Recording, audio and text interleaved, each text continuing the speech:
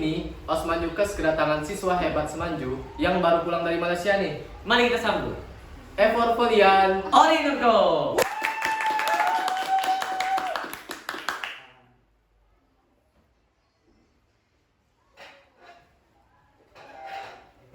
Baiklah, sebelum kita lanjut ke acara inti dari Osman Yukes kali ini, kita sebaiknya perkenalan dulu nih.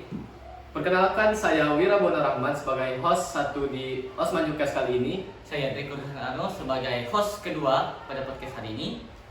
Dan saya Obedila sebagai tim Efor Folian Orinoco.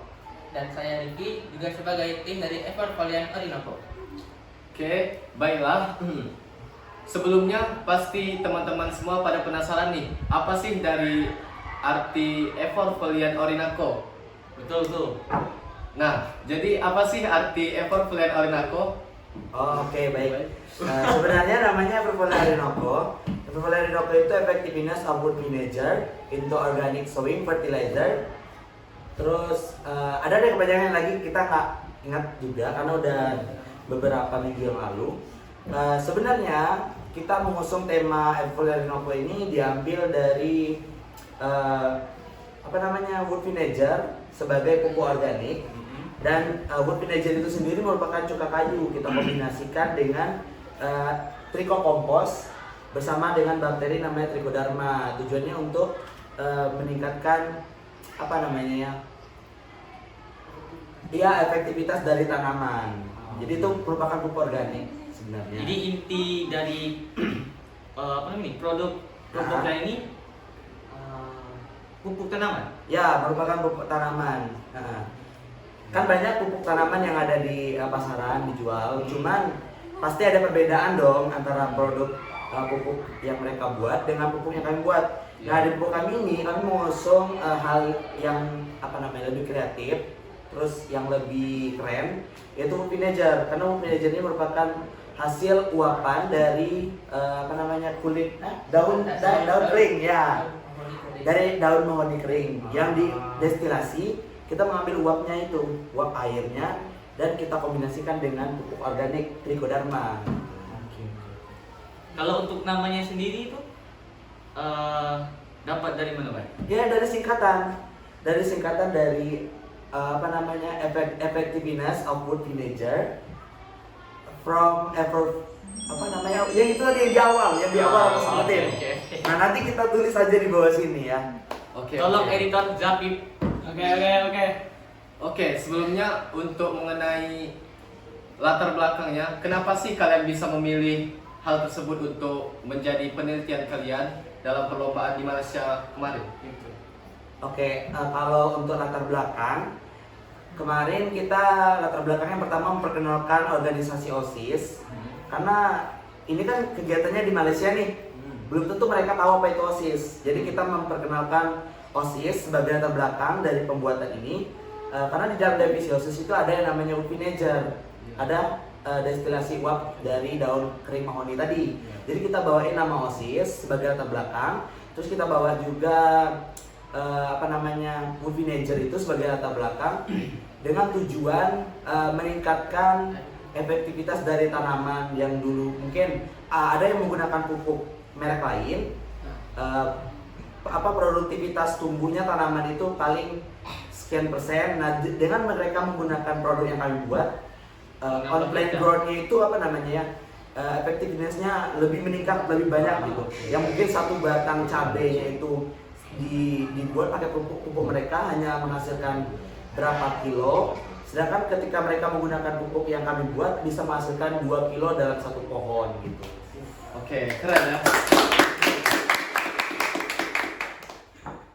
Jadi setelah kita mendengar dari Ubay tadi, apa latar belakang mereka memilih Efor Folian Orinoco, nambah juga ya wawasan kita mengenai itu. Tentu saja Pak Wira.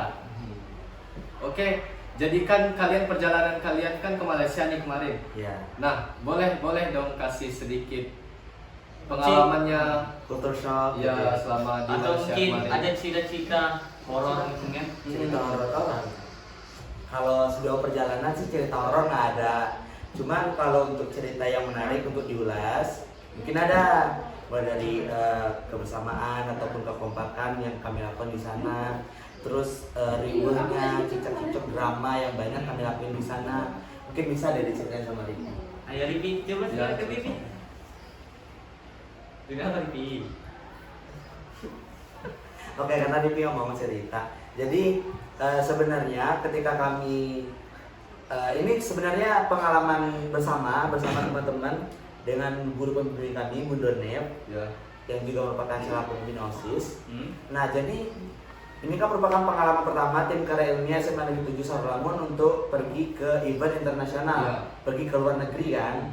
Nah, jadi di situ rewardnya kami mengurus bagasi, terus pengurusan paspor. Pokoknya dalam proses penelitian juga sekaligus proses persiapan berkas itu kami dalam 5 bulan itu pokoknya mengurus semua itu.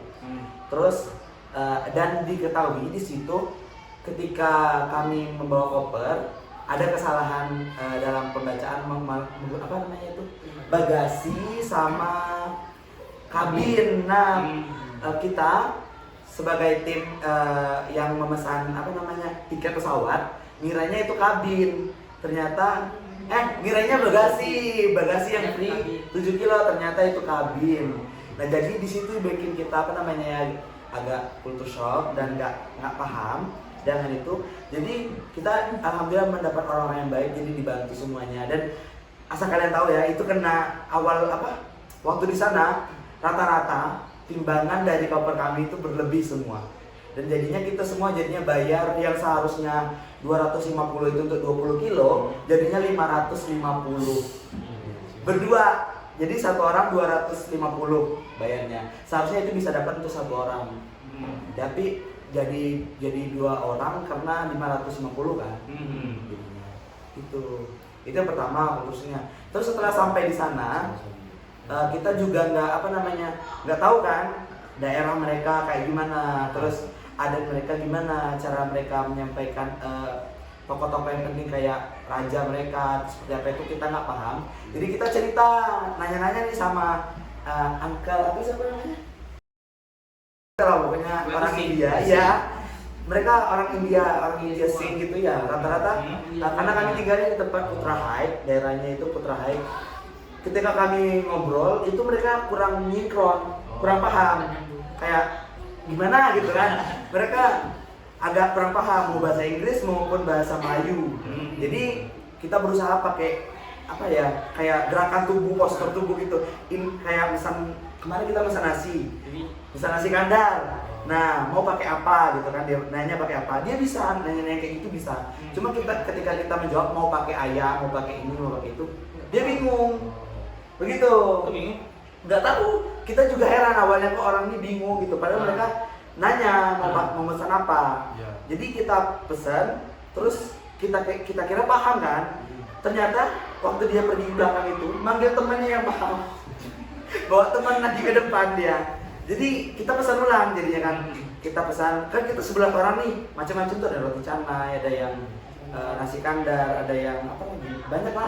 Ya. Pokoknya banyak macam makanan India, makanan Malaysia di sana yang dibilang sebenarnya kalau kita lihat di TikTok atau di Instagram ya, rata-rata pikiran orang kalau mengenai orang India atau Bangladesh itu jorok, kotor ya. Ternyata ketika sampai di sana enggak deh.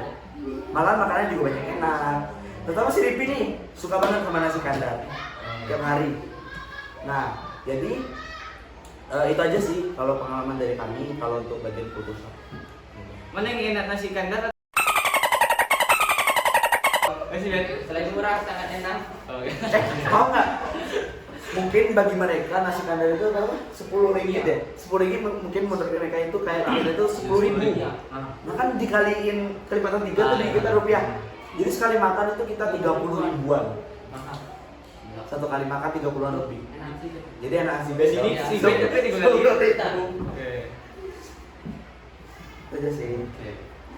Jadi setelah kita mendengar suka duka dari Abang Ubay tadi dan Rivi, ternyata di Malaysia tersebut cukup menyenangkan ya. Mulai dari kita mengetahui berapa harga sekali makan, terus merubah pikiran kita bahwa orang Bangladesh atau orang Malaysia itu tidak Selalunya jorok. India. India. India. Tidak sedikit lagu. Kalau bisa di rating nih dari 1 sampai 10, berapa perjalanan kemarin? Kalau aku sih 8,5 nih. Kamu berapa? Kalau itu kan? 8 aja. Kenapa alasannya? Karena di sana tuh mahal-mahal semua. Oh. Kalau baik apa rasanya baik? Kalau aku sih yang pertama ya karena mahal. Ya. Yang kedua kita juga belum paham sama culture shock mereka. Ya ini nanya kita kan nggak paham gitu sama culture shock mereka. Jadi kita agak kaget ada budaya yang kayak begitu. Mereka nggak boleh loh asal sebut nama raja mereka. Kayak Tuan atau Dato gitu. Kemarin aja kami yang dimarahin sama Bundo kan karena nggak enak salah sebut gitu. Tapi untung Uncle Singh-nya tuh baik gitu, bilang nggak apa-apa ini perlu kita pelajari sama-sama kata dia. Karena kalian dari Indonesia kalian juga harus tahu cara panggilan kepada Tuanku Raja atau gimana itu ada tata cara pemanggilannya gitu. Jadi kita diajarin kemarin dan terus juga ada kemarin kami nanya mengenai bendera. Mereka itu seandainya nih punya Indonesia nih, punya bendera Indonesia. Ya. Nah kita Indonesia kan ada Aceh tuh punya bendera sendiri. Nah mereka juga gitu punya kayak kerajaan negara bagian, kayak Amerika punya negara bagian. Tapi mereka juga punya bendera sendiri. Bendera Selangor seperti apa, Kucing seperti apa, Pahang seperti apa gitu. Jadi kemarin waktu kita di Putra Live itu ada bendera, terus kita tanya ini bendera apa gitu. Dijelasin sama Uncle Singh itu, dibilangnya ini bendera negara bagian gitu. Jadi kita nggak tahu kayak kita kan Indonesia kan sama aja semuanya Indonesia gitu. Paling Aceh doang. Kalau kan ini benderanya kan beda nih. Ya. Nah, kalau peraturan Kalau untuk peraturan sama mengabdi kepada raja itu kata Uncle Singh-nya. Mau dari etnis manapun kamu, mau Tionghoa, mau India, mau Melayu, semuanya mengabdi pada raja. Baik. Selanjutnya, kan kalian nih kemarin karya ilmiahnya juara 1 nih, gold medal kan? Alhamdulillah. Nah, alhamdulillah kemarin tim mereka ini mendapatkan gold medal. Nah, jadi kita penasaran nih pastinya, apa sih rahasia di balik mereka ini bisa meraih gold medal itu? Pasti tidak mudah kan? Butuh waktu berbulan untuk meraihnya. maksudnya mungkin ada yang mungkin waktu itu ada pernah gagal. Benar? Untuk Untuk eksperimennya. dalam tahapan eksperimen itu kita kan dalam 5 bulan. Yang pertama mikirin perencanaan, setelah itu mikirin apa sih yang mau kita teliti gitu. Terus kita mau masuk ke bagian yang mana, dan ada juga namanya tahap penelitian. Itu kami 1 bulan akhir sebelum bulan kelima, sebelum berangkat, H1 minggu sebelum berangkat kita ngadain 3 minggu itu ada minggu pertama namanya pembuatan Trikodharma. Setelah itu di minggu kedua juga masih pembuatan Trikodharma, cuman yang kukunya di bawah tadi dibalikkan ke atas. Nah sampai minggu ketiga udah dibalik bolak-balik terus sampai minggu ketiga itu penggilingan. Nah jadi dalam tahap penggilingan itu kita ribut karena kita nggak paham cara gilingnya. Jadi untuk kita dibantu sama kakek ya, sama Dato yang punya Trikodharma. Jadi kita kerjasama sama orang Trikodharma ini, Trikodharma Triko Kompos, dia punya 2 barang itu. Nah kita diajarin pada bulan pertama itu kita diajarin pembuatan Trikodharma. Trikodharma itu apa gitu? Trikodharma itu rice fermentation atau beras fermentasi yang ditambahkan dengan bakteri Trikodharma namanya, sehingga berasnya nanti berubah jadi hijau. Iya berasnya jadi hijau. Dari putih jadi hijau. Nah, adapun tahapan pembuatannya itu kemarin dia berasnya direbus 2 menit. 2 menit. 2 menit. Diangkat. Setelah itu diangkat, terus ditiriskan, dirapikan. Setelah itu dia apain lagi? Dikukus ya? Dikukus. Pertama tuh disterilkan dulu alat yang mau kita pakai tuh. Disterilkan dulu, setelah itu kan apa nih? Plastiknya. Ya, plastik. Dimasukin sekitaran 2 sendok atau 3 sendokan. Terus plastiknya kan plastik gini tuh, tapi kita ngambilnya kayak bentuk segitiga. Oke. Dimasukin berasnya di situ, terus dilipat Trikodharmanya sekitaran setengah sendok berapa gitu, kan nyampe lah setengah sendok, dimasukin terus baru dilipat, distekan. Setelah itu baru dikumpulin dimasukin ke dalam freezer supaya bakterinya aktif gitu. Saat kalian lomba, setelahnya itu kan kalian presentasi dulu kan Ya. dengan juri. Nah setelah itu kan penjurian. Ah. Nah jadi kami mau nanya nih, gimana perasaan kalian saat penjurian itu? Oke. Pertama dengan sebenarnya gini ya. Ini kita pertama kali lomba di sana. Kita kira bakalan tempatnya luas kan. Ya. Setahu aku kayak yang kemarin di PB, di Semarang, di Undip itu kan tempatnya mereka pisah nih. Ya. Jarang-jarang ada jarak di antara Ya, buat jarak yang setiap lain. punya. Ada jaraknya. Ada jaraknya. Jadi luas kan tempatnya. Ternyata di sana enggak. Mereka di sana kayak satu tempat itu, misalnya kamu bagian environmental nih, satu baris, mejanya nyambung semua. Jadi meja nyambung nih, ini untuk lain. Iya, mejanya nyambung gitu. Emang nyambung. Jadi kita presentasinya kayak bergiliran gitu. Misalnya tim kamu nih presentasi, kita minggir geserin barang-barang kita. Terus ketika tim kita yang presentasi, mereka yang geser. Kayak gitu, jadinya sempit dan panas. Tapi Bisa. tetap bisa maksimal kan kalian? Alhamdulillah bisa sih. Awalnya kita takut sama juri yang pertama, karena juri yang pertama itu ngasah mental banget ya kan. Karena juri yang pertama itu kayak ngejatuhin, bikin down gitu.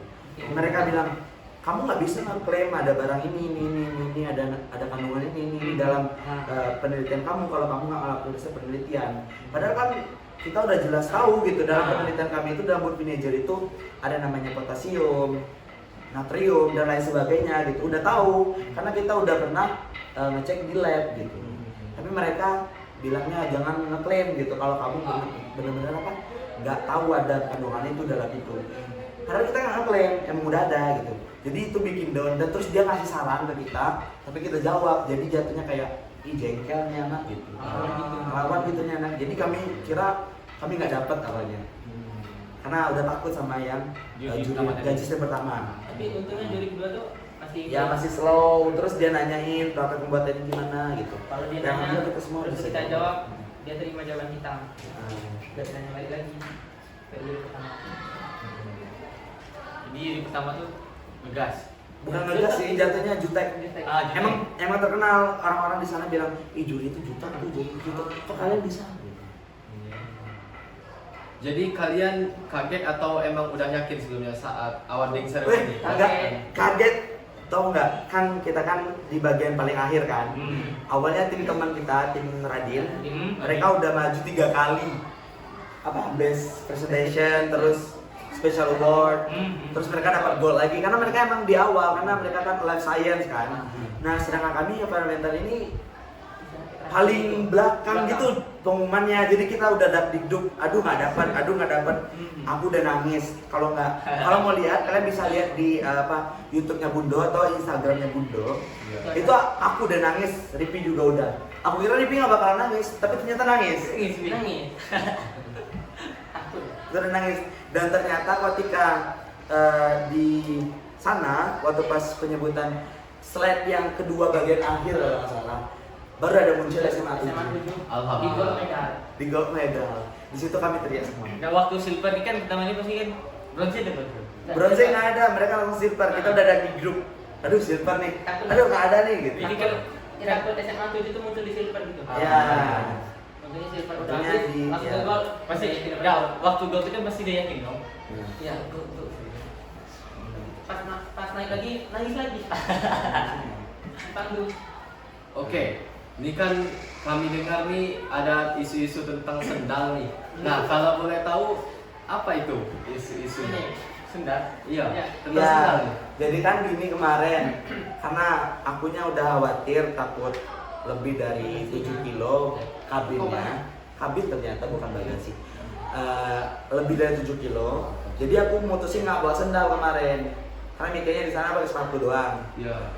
Tapi ternyata ketika ditimbang sama pihak bandara, memang udah lebih, udah 8,5. Oh udah dari awal lebih. Iya udah lebih, jadi kan sebenarnya nyesel nggak bawa sendal, ngapain nggak bawa sendal kalau kayak gini, mending bawa gitu kan, udah telat. Jadi bayar bagasi lagi.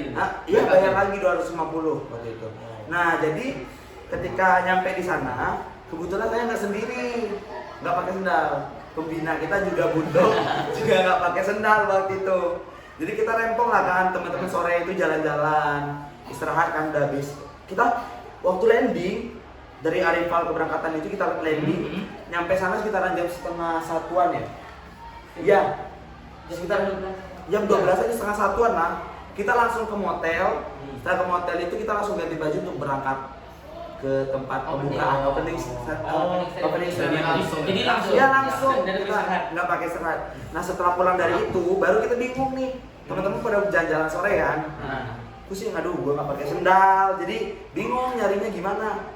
Setelah itu apa namanya Bundo juga bilang, aduh Bundo juga nggak bawa sendal, gimana kita nyari sendal?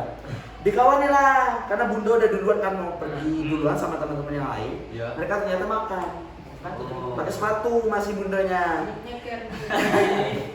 Jadi akunya kan ngiranya Bundo juga nggak pakai sepatu kan, dia ngiranya Bundo nyeker karena deket. Akhirnya aku nyeker juga nanya sama uncle resepsionis hotelnya, uncle mau nanya, iya mau tanya apa katanya. Coba Sile sudah tanya. Kami tanya, di mana di sini jual sendal? Sendal itu apa? Dia bilang kayak gitu, nggak tahu. Selipa itu apa? Nggak tahu. Terompa? Nggak tahu apa itu terompa. Terus diangkat sama Dipi. Ini. Oh, apa namanya dia? Kasut. Oh kasut. Kasut. Giant. Apa? Kita bingung Giant apa kan? Oh Giant itu apa? Supermarket gitu kata dia kan. Kayak supermarket. Tapi namanya Giant. Nah jadi kita ditunjukin, kamu orang pergi keluar dari hotel ini, kamu orang pergi lurus, belok kiri. Bukan, pusing kiri. Setelah pusing kiri lurus saja, nampak itu jalan, nah pusing kanan. Pusing kanan lurus saja, nampak itu tulisan Giant. Jadi kita bingung. Kita jalan sama Ripi, ikut apa yang dibilang sama uncle itu. Kita lurus jalannya, terus pusing kiri. Udah pusing kiri, lurus, pusing kanan. Udah pusing kanan ketemunya apa? Apa namanya tembok yang dari seng gitu, dari atap rumah, tapi ditembokin kayak bikin proyek baru. Oh yang kayak pada mengganti. Iya, pada besar. Ini ke Giant, gue bilang. Emang Giant dah lagi nih? Gak mungkin kata Ripi. Tapi kelihatan ada spanduk Giant yang besar di atas itu. Giant gitu. Aduh gimana nih cara kita nyebrang gitu kan? Ada pagar gitu. Jadi nggak tahu lewat. Akhirnya musing keliling-keliling di sana. Ternyata di situ kompleknya kayak keturunan India loh. Kayak India Pride gitu. Ada aroma di sana gitu India banget. Tapi di daerah Kutrahe itu. Nah setelah itu kita balik lagi ke belakang, kita pergi nemuin Bundo dan kawan yang makan di tempat makan itu. Apa nama tempatnya ya? Lupa pokoknya berkah. Nggak tahu pokoknya gituan. Ada tempat makan itu, ya kita datang ke situ, nemuin Bundo, terus bilang, Bun kami nyari sendal tadi. Terus dapat nggak? Enggak. Jadi kami cerita ke Bundo kalau uncle itu nggak ngerti sendal, nggak ngerti terompa, nggak ngerti salimba. Mereka nggak tahu semua, jadi ketawa si Bundo. Terus ditanya sama Maci, nah ada orang TKI. Dia orang Indonesia. Dia orang Jawa Timur. Kayaknya Surabaya ya. Jawa Timur di Surabaya dia. Jadi TKI di sana, punya anak satu di sana, satu lagi ke suaminya di Indonesia. Jadi dia bilang, mau cari sendal? Iya kata kami ya. Di itu aja Giant, kami udah ke Giant tadi kok berbilang jauh gitu kan, cuman ditutup sama pagar besar, kalian lewat mana? Kami lewat sini, kami tunjuk jalannya tadi. Oh salah, wajar lah kalian lewat sana, orang lewat depan sini, lurus aja di tepi jalan ini lurus gitu, nyampe ke Giant. Dan akhirnya kita di sana nyampe ke Giant bareng-bareng, ada yang ke Subway, ada yang Ube sama Bundo beli sendal di sana. Ube beli sendal 15 ringgit. Bundo 15 ini berapaan ya? Sekitaran 45 ribuan ya. Sekitar segitu harganya. Dan Bundo juga beli sendal di harga 30 ringgit atau berapa? Pokoknya segitu. 30 ringgit. Iya, 30 ringgit 100 ribuan. Sendal doang. Oke, udah banyak nih kita dengarkan pengalaman, suka duka, dan gimana sih proses mereka selama di Malaysia kemarin. Nah, untuk penutup nih, kita kasih pertanyaan terakhir, yaitu bisakah kalian memberi Sedikit motivasi terus terima kasih kepada pembina kalian yang telah membina kalian selama karya ilmiah kemarin. Oke. Sebelumnya kami ucapkan terima kasih kepada Bu Donep yang udah melatih kami, mendidik kami, terus membimbing kami sehingga bisa ke Malaysia sampai ke sana dengan olimpiade yang kami hasilkan yaitu gold medal. Dan mengucapkan beribu banyak terima kasih dan nggak tahu gimana cara balasnya. Mungkin hanya ucapan sebenarnya nggak efektif ya. Cuman gimana ya? Itu aja yang bisa kami sebutin gitu. Dan untuk teman-teman semua jangan berhenti untuk berkarya, semangat terus, kejar cita-cita kalian. Kalian harus berani keluar dari zona nyaman, berani berubah karena change is not always easy and it's not always simple. But with enough dedication, any habit can be reset. And if you want it, becoming the best version of yourself, get up today and start working on it. I promise you'll get there. Oke. Terima kasih motivasinya Ubay. Ya. Untuk warga Semanjunas, jangan lupa kalian terus saksikan podcast di akun YouTube Osman Jukas. Nah, pantengin terus ya, jangan pantengin lupa like, terus. share. Ya. Terima kasih kepada Ubay sebelumnya, Dan Rivi. Abang Rivi. Selamat atas gold medalnya Terima dan kasih. terus Terima semangat kasih. dan terus bisa mungkin prestasi ke depannya. Oke, sekian podcast hari ini. Apa ini? Osman Jukas selalu hadir, selalu bisa. Ya. Oke. Boleh nggak kita lihat Osman Jukas keren sekali? Oke, boleh. Kita nggak apa-apa. Oke. Semanju. Wow, keren. Terima kasih. Jangan lupa subscribe ya. Dadah.